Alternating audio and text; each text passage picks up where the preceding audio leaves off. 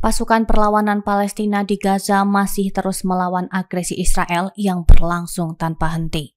Serangan terhadap kendaraan dan pasukan Israel terjadi di beberapa titik pada pekan ini. Brigade Al-Quds sayap militer Jihad Islam mengumumkan keberhasilan menghancurkan kendaraan militer Israel di lingkungan Zaytun, selatan kota Gaza. Ledakan bom berdaya ledak tinggi yang ditanam sebelumnya memicu korban di pihak Israel. Serangan serupa juga dilakukan di daerah Al-Masalaba dengan menghantam kendaraan militer lain. Rekaman serangan tersebut kemudian dipublikasikan oleh kelompok perlawanan.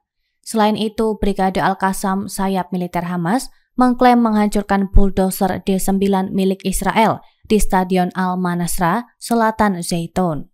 Aksi ini terjadi pada Minggu 17 Agustus sore. Brigade Al-Nasser Salah Al-Din juga menerbitkan rekaman pengeboman terhadap tentara Israel di timur Al-Qarara, Khan Yunis menggunakan roket 107. Sementara itu, Brigade Al-Aqsa melaporkan menembaki pasukan Israel di sekitar Gunung Surani, timur kota Gaza, dengan mortir kaliber 60. Rangkaian serangan ini disebut sebagai bagian dari respons terhadap pembantaian yang dilakukan Israel di jalur Gaza. Meski dihadang blokade ketat, kelompok perlawanan tetap melanjutkan operasi dengan klaim telah menimbulkan kerugian bagi militer Israel.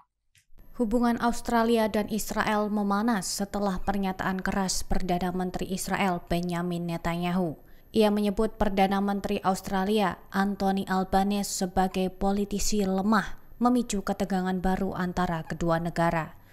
Retaknya hubungan ini bermula dari rencana Australia untuk mengakui negara Palestina. Netanyahu menilai langkah tersebut sebagai bentuk pengkhianatan terhadap Israel. Pernyataan itu mendapat tanggapan dari Menteri Dalam Negeri Australia, Tony Burke.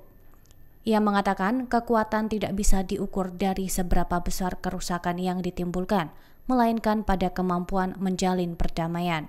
Burke menilai kebijakan Israel justru membuat negara itu semakin terisolasi. Kritik ini disampaikan dalam wawancara dengan ABC News pada Rabu 20 Agustus 2025. Ketegangan diplomatik sudah meningkat sejak beberapa hari sebelumnya. Australia bahkan membatalkan visa politisi sayap kanan Israel, Simcha Rothman, karena dianggap berpotensi menimbulkan perpecahan. Israel kemudian membalas dengan mencabut visa diplomat Australia yang bertugas untuk otoritas Palestina.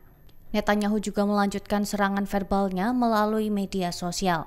Dalam tulisannya, Netanyahu menyebut Albanese sebagai sosok yang mengkhianati Israel, sekaligus menelantarkan komunitas Yahudi di Australia. Hubungan Israel dan Prancis memasuki fase krisis setelah Presiden Emmanuel Macron mengumumkan rencana mengakui negara Palestina pada September mendatang.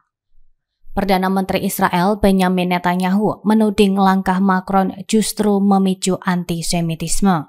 Tuduhan itu disampaikan melalui sebuah surat resmi yang dikutip AFP pada Rabu 20 Agustus 2025. Netanyahu menilai pengumuman Macron mendorong kebencian terhadap komunitas Yahudi di Prancis dan memperkuat Hamas. Ia menyebut langkah itu sebagai upaya keliru dalam diplomasi. Pemerintah Prancis langsung menolak tuduhan tersebut. Istana menyebut pernyataan Netanyahu sebagai manipulasi dan tidak berdasar. Prancis menegaskan dukungan terhadap solusi dua negara yang memungkinkan Israel dan Palestina hidup berdampingan secara damai. Prancis juga menekankan komitmennya dalam memerangi antisemitisme. Jika rencana ini terrealisasi, Prancis akan bergabung dengan lebih dari 145 negara anggota PBB yang telah mengakui Palestina. Langkah serupa juga diikuti oleh Australia, Kanada, dan Inggris.